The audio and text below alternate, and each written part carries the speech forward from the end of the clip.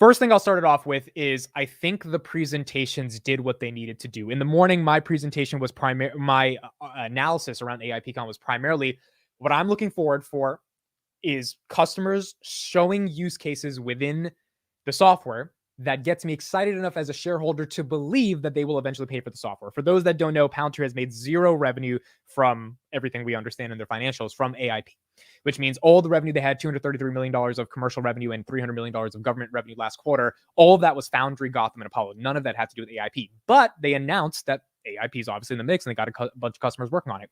So my expectations, and I think every expectation for shareholders today was, do we see enough use cases from these customers that are presenting things that make us continue to be bullish as shareholders that eventually, as 93 TMC points out in the chat, revenue will explode? Because that's really what it means to be a growth investor, right? I know a lot of people are like, well, Palantir only has 13% growth so year over year, so how is it a growth stock? And we'll talk about those concerns in a little bit. But really, being a growth investor, if you look at Tesla's stock chart, not to compare it to Palantir, they're two different companies, but flat from 2014 to 2019, and in 2019 there's an explosion. And the reason that happens, and if you were patient during those 5 years, is because you knew something the rest of the world didn't. Tesla, I think, was a lot more complicated than Palantir. Palantir is actually a lot more simple. B2B software for the enterprise enabled by AI and machine learning. Is that going to explode revenue for a data analytics company when data is the new oil, and every company in the world, from railroad companies to healthcare enterprises, need to be able to operationalize all their workflows and modernize? I think the answer to that question is yes, which means if the answer to that overarching thesis is yes, the question becomes the execution from a business intelligence perspective of what Palantir is going to be able to do to capitalize on that overarching opportunity. And the opportunity, or the strategy they have gone forward with, is let's give the product to customers for free. Let's have them use it. Let's let it be embedded in their system. And then we will ask for money. The critique of that has been, well, how long do you need? When are we going to get revenue growth? Like, are you actually getting market share in the meantime? And I think some of those concerns are valid. The understanding, if you read between the lines, is, holy crap, if a company like HCA, which we'll talk about in a second, has, forget 400 facilities, 4,000 facilities using AIP, what is that worth to them? Who has the leverage in terms of the negotiation of being able to charge for that product? And are they ever going to use something else other than Palantir? We saw this play out with Foundry over the past decade. And if we saw it play out with Foundry, I think the same thing can happen in the context of AIP. So a couple first things I want to talk about, and then I'll get into some of the customer presentations, and we'll end it off there. Number one, I think the biggest thing that we have to discuss is the growth rate of AIP. So on August 7th of their Q2 earnings call, Palantir had 400 organizations in the pipeline to use AIP, and 100 out of those 400 organizations, so about 25% of them, were actually using the product in their organizations. We have a tweet here from Matt, who is quoting Karp. Karp said in the beginning of the conference, more than 40 organizations have onboarded to our software in the last 2 weeks alone, and another 10 in the last hour. Sorry, Karp didn't say this. Sasha Spivak, the head of corporate development, said that. That's pretty interesting, because if you have 40 organizations onboarded to the software in the past 2 weeks, well, that's really unique to me, because then on top of that, Karp says we have 150 organizations that are using AIP. How many are paying for that? I think 0, but 150 of them are actually using it, which goes back to the strategy of, do you think that's a good strategy?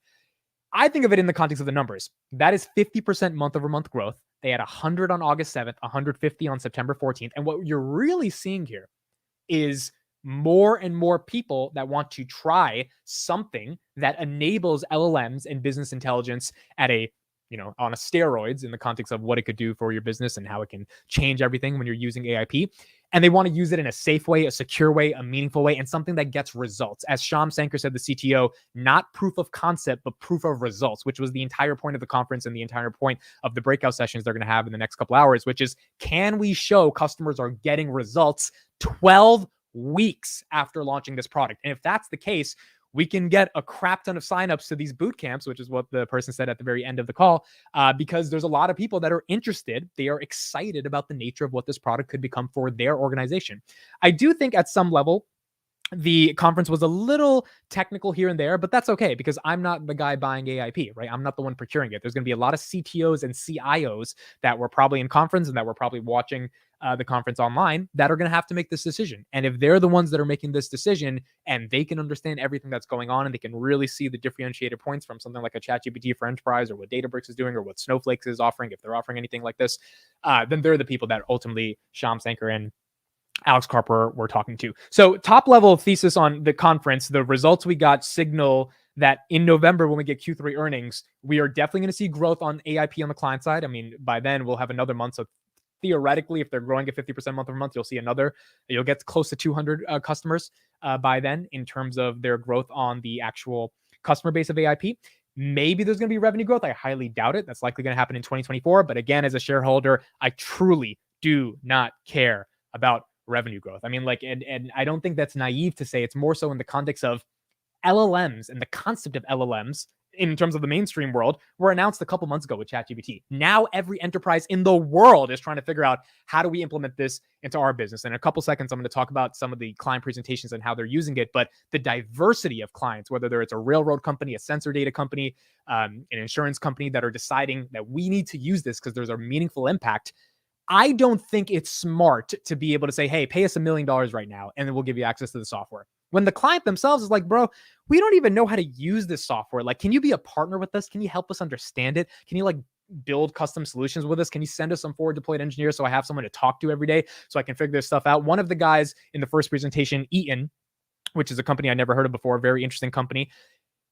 I mean, he literally said the Palantir guys came to his house, metaphorically, and they worked with him. He's part of the executive leadership team in terms of the innovation part of the company to figure this out, to just map out a strategy in the first place.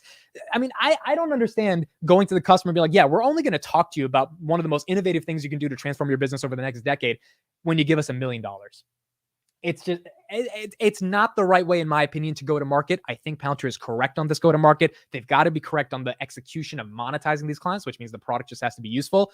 But as for what we saw today, I think the product is useful. And as a result of that, there is going to be a benefit for Palantir and AIP. Now, a couple things I want to talk about, and then we'll end it out in terms of what I saw from the presentation. So the Eaton Palantir presentation, I highly recommend people watch this one. I think this was the best presentation I saw. And the reason this was the best presentation I saw is because Eaton, they basically said they were losing a crap ton of money and missing financial projections because of missing parts in their supply chain. So they weren't able to live up to certain expectations because their supply chain was a mess. And so the person on stage says that they scrambled and tried to merge Excel sheets, emails, and Zoom meeting transcripts, for goodness sake, to have some data-driven understanding of their business. So this is a company that's like, what data can we compile to try to have a better understanding of why our supply chain is in such a mess, which is hurting our bottom line profits. Then they got a hold of Foundry and AIP. And the presenter explained every unique and important use case of being able to actually implement an ontology and then have an LLM on top of that to be able to understand what to do in their business when it comes to optimizing it from some level of a data-driven standpoint. And he ends it by saying, this is just the beginning. And it's presentations like that that made me realize, okay, so there's certain use cases for companies that we haven't even thought of that are unique to the company themselves, this one deeply rooted in supply chains, that Palantir is not only solving for these guys, but they're transforming the potential revenue growth, cost cutting, all of that stuff from a business perspective for these companies. And so that first presentation, I highly recommend people watching. I think that was one of the best presentations that we saw. Then we had the CPKC presentation. For those that don't know, CPKC is a railroad company, and it is the only railroad that going through the United States, Canada, and Mexico.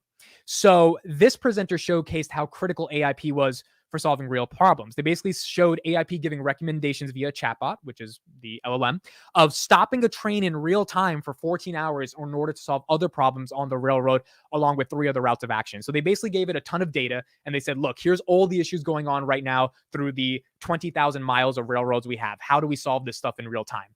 And the goal was to show AI, enabled by AIP, solving the problem after throwing a ton of real-time data at it, but also the creativity involved in solving a massive railroad problem and how that could be done with AI. The creativity part of this also really matters here because a lot of AIs and LLMs, they hallucinate. They don't give the right answer. They don't have any data governance. They don't have any security and confidentiality in terms of helping people to understand where the data is coming from, why the data is coming from in this place. They don't have an ontology to connect to make sense of giving results that are grounded in the reality and context of your organization. And I believe the unique thing about this presentation was it's a railroad. I mean, it's like a train, on a railroad. Like, this is like, how do you solve these types of problems? And the presenter was talking about how they used to go through a ton of, manual things that they needed to do to try to figure this stuff out. Ultimately, implementing something like AIP that has the granular access controls to create the guardrails. And then on top of that, giving real-time AI-enabled recommendations. That was one of the most unique use cases I saw at the entire conversation. Think of it like YouTube. right? YouTube is the reason a lot of you probably found this live stream is because it popped up in your stream, right? YouTube is a recommendation engine at scale, and the reason AI is going to enable YouTube to only grow and grow and grow, right now it's doing about $30 billion of revenue per year, is because the recommendations are going to get better. And when the recommendations get better, more and more people are going to be able to use this. I am building a startup right now, Audia.io. It's in the background. If you haven't signed up for it, sign up. Let me know what you think. And it's an audio recommendation engine at scale. We are trying to solve the discovery process around audio by enabling real-time recommendations to help creators get discovered. So AI enabling YouTube to give better video recommendations, it's a pretty important use case. My startup, I mean, I think it's pretty important, audio video recommendations, but it's nowhere near as important as making sure a railroad doesn't crash into or a train doesn't crash into another train on a railroad because of some inefficiency that is happening on a given day. Like, that's the real operational use cases of AI that are going to be worth hundreds of billions of dollars in the future for various companies. And the presenter of that railroad company was actually making a joke because there were other railroad companies and their CIOs in attendance. They obviously came because they wanted to see this specific keynote. And so he was saying, look, don't hate me, but we're going to beat you guys. And the reason we're going to beat you guys is because we got the software. And this software is transforming our entire business at the end of the day. So that's why it was also really important. Captain PC gives a good comment here in the chat. No way ChatGPT for the enterprise could handle this type of complexity. We would be having a East Palestine incident daily. You're talking about what happened in Ohio.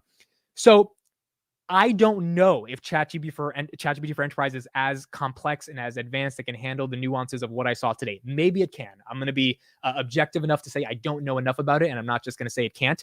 But from my understanding, the way I've heard about ChatGPT for the enterprises, it's like an Excel on steroids, right? It's like enabling people to do more with some of their Microsoft products, not necessarily what Palantir has created with AIP. And so as a result of that, I think there is absolutely a market opportunity here. They've got 150 organizations. Why aren't they using ChatGPT for the enterprise?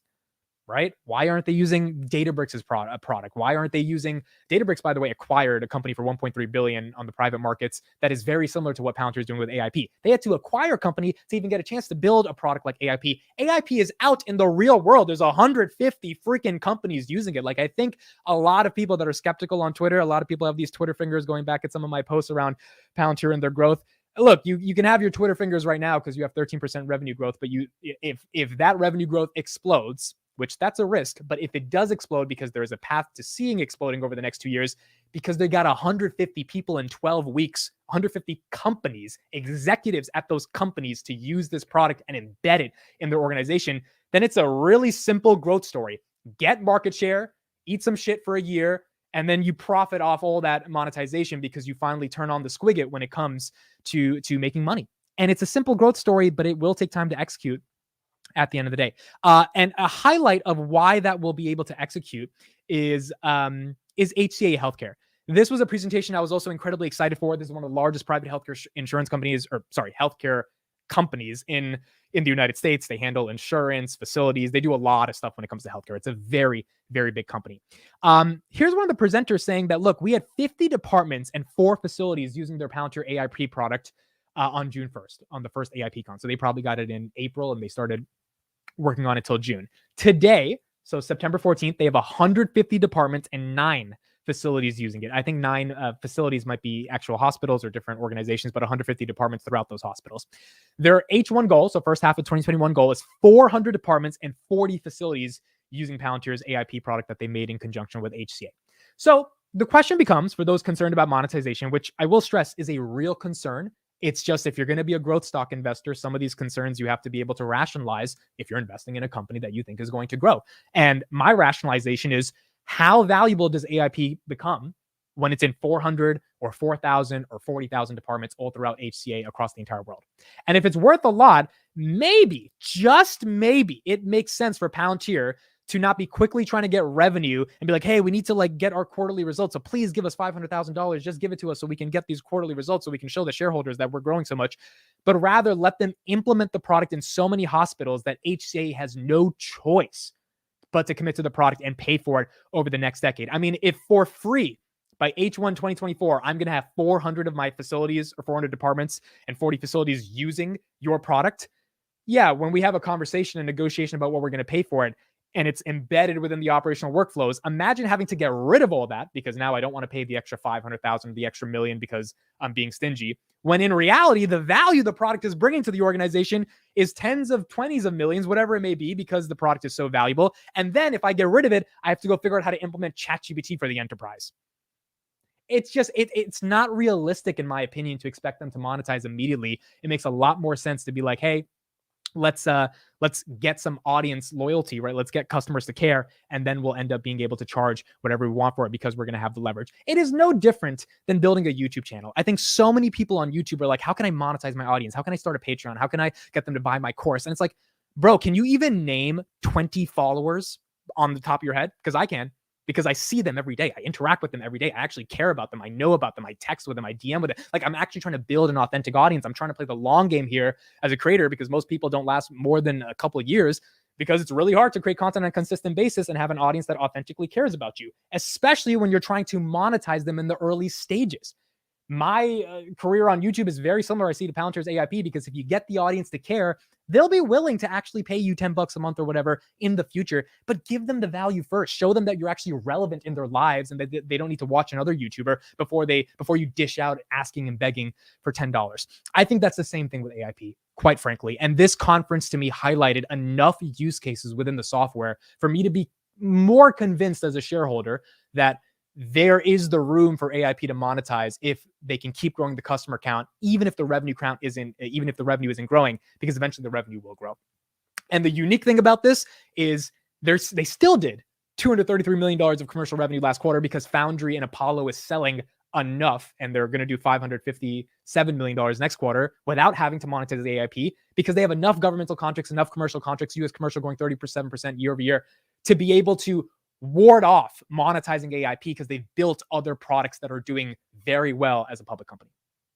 And to me, I think that makes a lot of sense at the end of the day. And I just think that strategy is not some unique original strategy. Go for market share, don't go for profits. It's not unique. It's not original at all. But it's the right thing to do when the world just figured out what an LLM was 3 months ago. I mean, like, you ask the regular person, what's an LLM, what's ChatGPT? They're not going to know how to answer that question. Like, it's not Google yet. It's not synonymous with search. And so if enterprises are trying to figure out how to get ahead of this stuff, they're not going to be ready to pay you a couple $1 million if it's worth even a couple million. What if it's worth 10 million? Because they don't even know what its use cases are in the organization at all yet either. And so I think that's the really important strategy for Palantir, and that's what they ultimately have to do. Right now, S&P is at 450, Palantir at 1577. The market's going to close in about 40 minutes, up 1.12% for the day. Look, the stock didn't jump super crazy. It's up 1%. I think it could be down 1%. It really doesn't matter. I don't think the conference had a major impact. My concluding thoughts are, I think the people watching this conference that were decision makers to procure the software got a little bit more interested, dare I say a lot more interested, to figure out how they can use it in their business. I don't think we've seen something from ChatGPT or Google that is what kind of Palantir announced in AIP. Maybe something similar, but not exactly the same. And the people that went to this conference, the people that are watching this conference, are inquiring around Palantir for a reason. Again, 40 new clients using AIP in the past 2 weeks is insane growth. And maybe that growth doesn't continue. Maybe it's even crazier than 40 clients in 2 weeks. I have no idea. I think AIP conference will definitely accelerate that growth more. We will see in the numbers in the next month or two when they have earnings. But that's the bet I'm taking as a shareholder. And I think a lot of people need to understand the bet that they're taking as shareholders, because if it works, it's going to work. And you're not going to see the revenue growth coming, but it is going to come because they have the ability to set up that foundation in the first place. Cool. I think that's pretty much it for me. I've got a lot to go into and try to understand. I got to go a little bit more. I heard they announced some products and stuff. There's a lot that was at this conference. The one final thing I'll say is the reason why Carp had to answer so many questions in the beginning, we actually found out today. One of their clients that was supposed to be presenting, Sampo Japan, couldn't make it because the president of the company was fired or stepped down today because of insurance fraud over a motor scandal. So that's likely why Sampo Japan said, yeah, we're not going to do any presentations today because our president is stepping down. They have to deal with PR crisis management. And so that's why they had this random, like, hey, ask Carp a question. Hey, ask Carp a question. They tried to take up 30, 40 minutes trying to cover for that time. That was the reasoning for why that ended up happening right there. Okay, that's it for me. A lot of coverage coming on AIP over the next couple of days. Palantir Weekly, Friday night. We will talk about it. Today's what? Thursday? Today's Thursday. What? Today's Thursday. So tomorrow night. Tomorrow night, we'll talk about it. If you got any value from this, please subscribe and be part of the community. I do a market open live stream every day for around 90 minutes. Palantir live streams. I hope you guys enjoyed the content, and follow on Twitter if you want to be on Twitter. A lot of live tweeting on Palantir there, so you can catch up with me on Twitter. And if you can like and subscribe, that would mean the world to me. Look, this was awesome. I think this conference made a lot of sense. There's a lot to dive into. The clients made a lot of sense. There's over 30 companies presenting in these breakout rooms, so hopefully we're gonna get a lot more insights from what's going on there. But I think Sham did a great job explaining it. I think a lot of the Palantir people explained where the growth is going. And I think Karp, although he's rambly at times, did a good job explaining what the opportunity and the magnitude of the opportunity is here. And now it's just a question for them to execute. And all of us get to be on the ride for this execution. Either you're on the ride or you're off the ride. And if you want to get off the ride, you can get off the ride. But what I saw today makes me more excited to be on the ride. And given how few companies are out there that are really solving AI-based data analytics at scale, and how many thousands of startups are trying but will never get to the level of a Palantir, I think Palantir is one of those companies that I want to bet on. And so I'm excited to keep covering them, and I'm very grateful that all of you came to watch my coverage and be here with me, because it makes it more fun when we're all here as a community. Thank you, everybody. I hope you enjoyed, and I will see you on Palantir Weekly tomorrow night, 11 p.m. Eastern. Bye, everyone. Thank you.